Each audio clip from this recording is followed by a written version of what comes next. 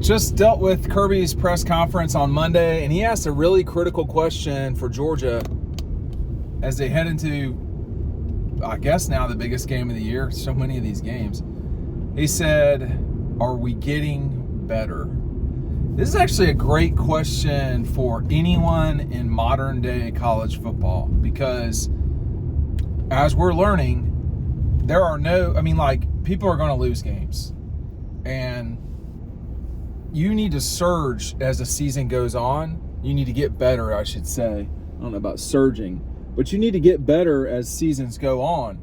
And if you're not, you're not going to be playing well when you need to at the end of the season. Inevitably, there will be 11 legitimate teams in this college football playoff. And,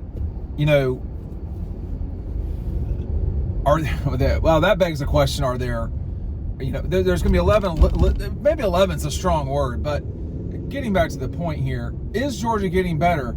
I mean, I couldn't say that they are definitively. They've probably gotten better on offense, to be honest with you. I mean, you look at the performance this past week against Mississippi State, a team that's not, this is not a great team, but their game against Georgia, the Georgia-Mississippi State game and the Texas-Mississippi State game, State played better in those games, both of them, than people expected.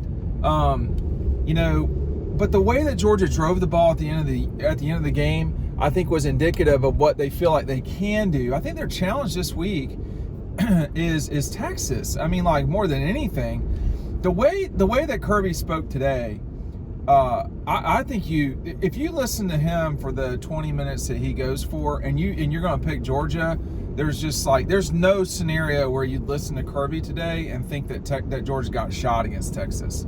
And he did. He's talking about how the defense looks like, well, just generally speaking, that Texas looks the way that good Georgia teams have in the past.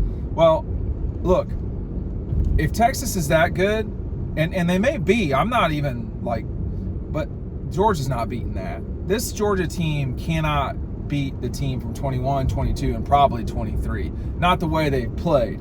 Now, if you take aspects of this team, the way they played against Clemson defensively, the way they played against Kentucky defensively, the way they played against Auburn defensively, the way they played the bulk of the game against Alabama and Mississippi State defensively, yeah, I mean, then you're talking about a team that's allowing 13 points, 10 points a game.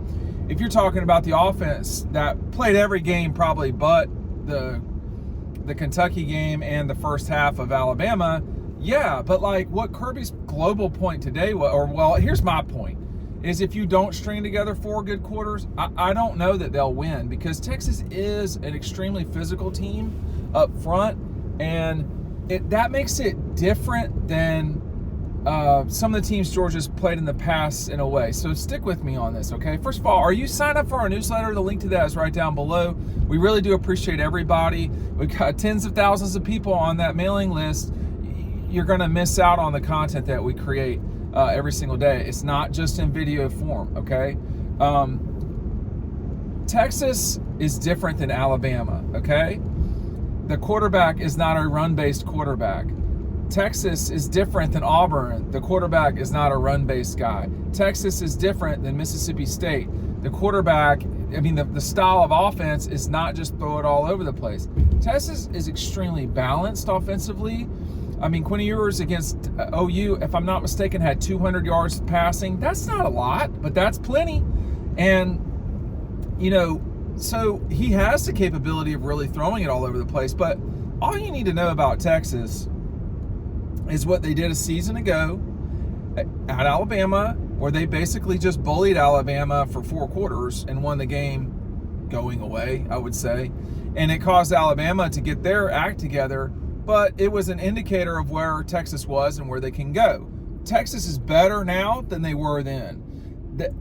What I don't know, truthfully, is if Texas is shaking out all the Big 12 from itself. My guess is they've not.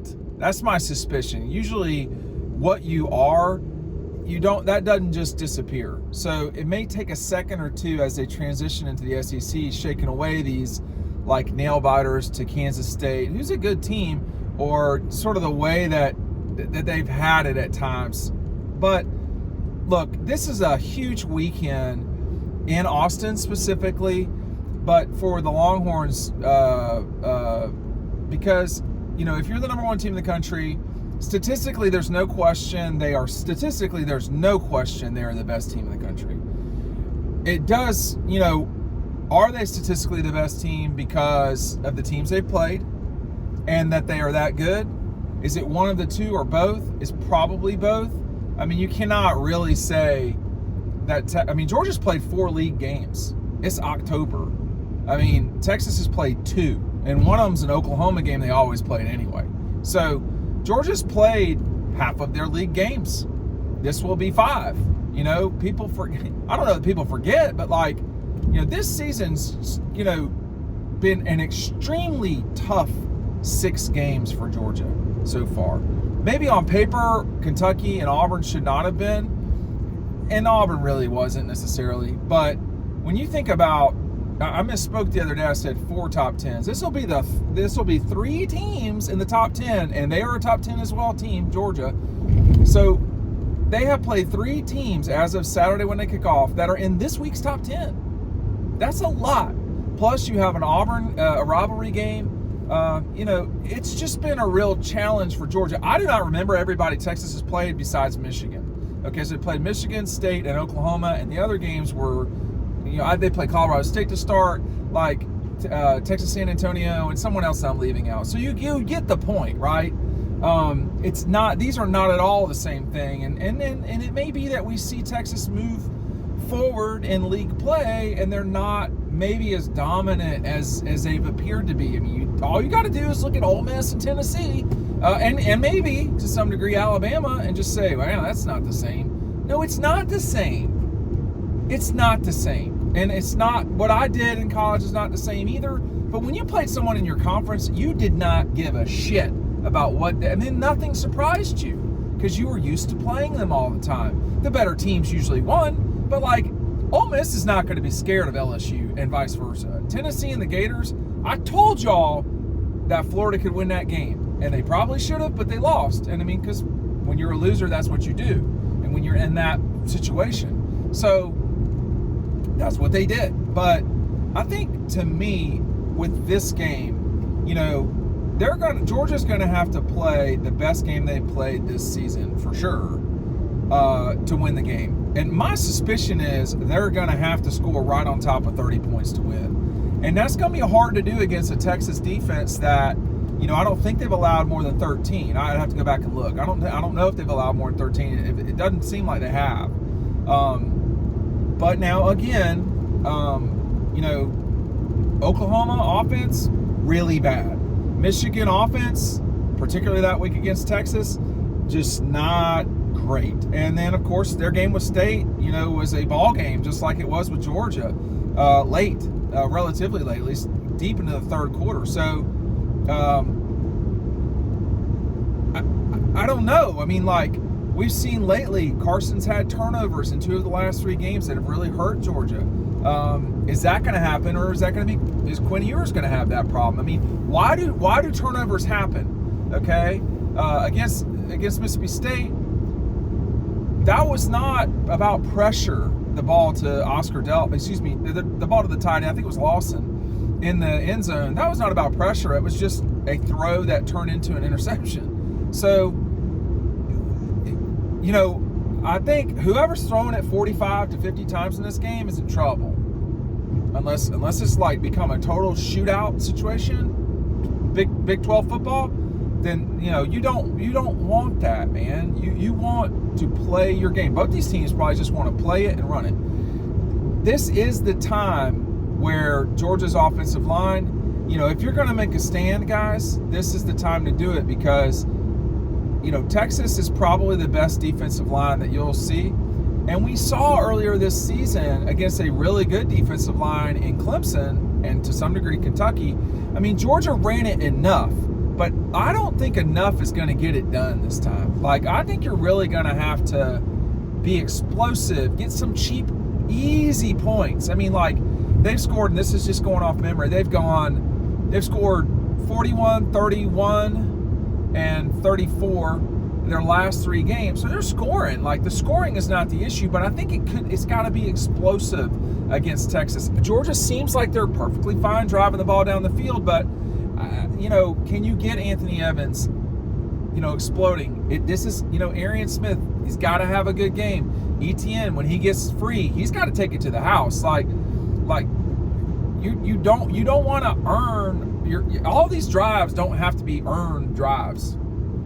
And don't get me wrong, like, that's my expression. I understand a big play is still earned, but I'm saying you don't want to grind out drives if you can help it. In a perfect world, you just go score, and like on big plays. And we saw the return this past week of some big plays. Evans on the, I guess they were jet sweeps. I've still not watched over the top game. Obviously I was there, but you get Evans in space.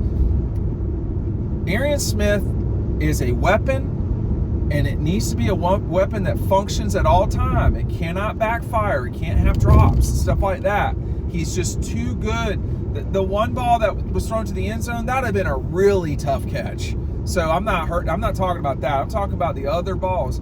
And he needs to just turn it on, because they're going to need him this season. If 11 is streaking, it needs to be for touchdowns and big plays. It's there.